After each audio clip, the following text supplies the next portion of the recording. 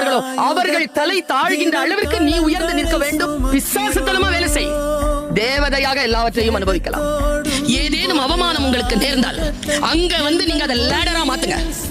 அங்கிருந்து ஏறணும். நீங்க எவன் நம்மள கொல்லணும்னு சுத்துறானோ அவனுக்கு முன்னால சாகக்கூடாது. பாரு, சாகலாம், எல்லாரும் சாகலாம். ஆனா எவன் நம்மள கொல்லணும்னு சுத்துறானோ அவன் முன்னால சாகக்கூடாது. நாளை பாத்துக்கலாம். நாளை எப்படி பாத்துக்கலாம்? உயிரோட இருக்கணும்ல, இருந்தாலும் அந்த மைண்ட் வரணும்ல, அந்த எனர்ஜி வரும். அந்த ஸ்பாட்ல அந்த நிமிடத்துல ஜெயிக்கணும். அதுக்கு பேர் தான் ஜெயிக்கிறது. அம்மா சொல்லுவாங்க, காட்டு வழியா போறியா, ஒரு பூவையோ கனியையோ பாக்குறியா, அறுத்துரு, திரும்பி வரும்போது பாத்துக்கலாம், அப்படி விடாத. வாழ்க்கையும் அப்படித்தான். என்ன முடியுமோ அவ்வளவு பறிச்சு உருட்டி எடுத்துட்டு வெளியில ஓடிடும். நாலேஜ் அப்படி வாங்கிட்டு போய்கிட்டே.